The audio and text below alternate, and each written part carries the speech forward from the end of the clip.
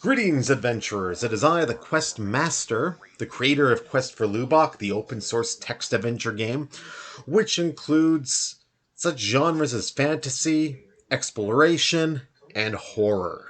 Now, this is a game I really enjoy making. And I know I'm saying that because I'm the only one making the game. But this portion of the game you're about to see is called the Hillside. Now, I break down every portion that I create and give it different names. And the last one is Mausoleum, and so forth and so forth. But this one, the Hillside, is my gift to all of you Halloween loving adventurers out there. I love Halloween. Halloween is actually one of my favorite times of year next to Thanksgiving. It is the only time of year where you could really dress up as a scary monster. You know, it's fun watching horror films, it's fun to eat candy, all that good stuff. So I decided to make the Hillside a particularly interesting area within the game. It is an area of the game where you're all alone. There's no interactive objects, there's no items to find, there's no enemies to discuss, to encounter, there's no villagers to encounter, there's no ghosts, there's no monsters, there's no bats, there's nothing. So, in this portion of the game, you're left to wander around by yourself. Paranoia takes hold because you're in a dark area. It's nighttime out, the moon's out, there's some stars, but you're all alone in this hillside, wandering down narrow paths, going to clearings, seeing the beauty of the world, hearing people talking, whispers, laughter, animals howling, just everything to really amp up your fear within this portion of the game. And this is my gift to all of you guys out there and gals that love these types of games. Because text adventures, if you ask me, is a genre that really needs proper representation. Now, I'm not saying that representation isn't there already, but they need to make games where you need to use your imagination. Video games are so boring now that I find that games where you need to use your imagination, you need to plan out things, are the best games ever. And that's what you find in the Hillside. You wander around this dark, treacherous terrain, wondering what's going to jump out at you, wondering what horrors you'll find, what mysteries to be solved, what lurking human dystopian future that you'll find within this place. Now, to me personally, a good video game is one like this. And I'm not just saying that because I'm the creator of Quest for Lubok. No, it's games with heart. And I want to play on the aspect of fear within the human mind.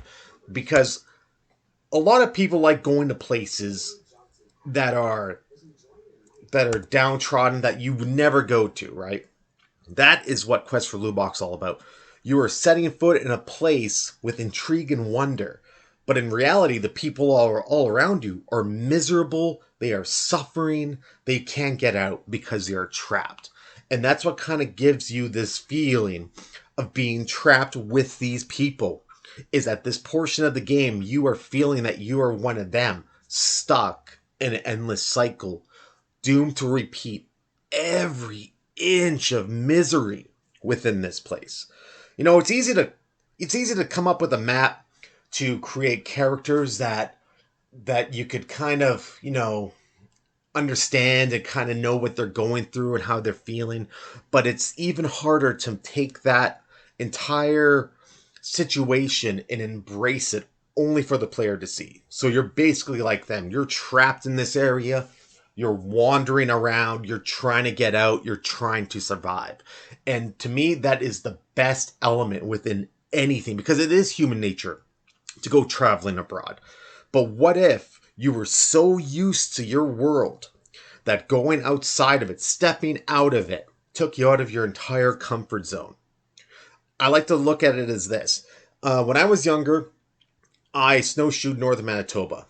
Cross-country skied, snowshoed, the whole 9 yards. I was by myself, out in the wilderness, in the dead of winter. It was so quiet, you could hear your blood coursing through your veins. You could hear your heartbeat. You hold your breath, you look around, there's nothing but silence, nothing but snow covered fields, everything. You were basically, it was like living as the last person on earth.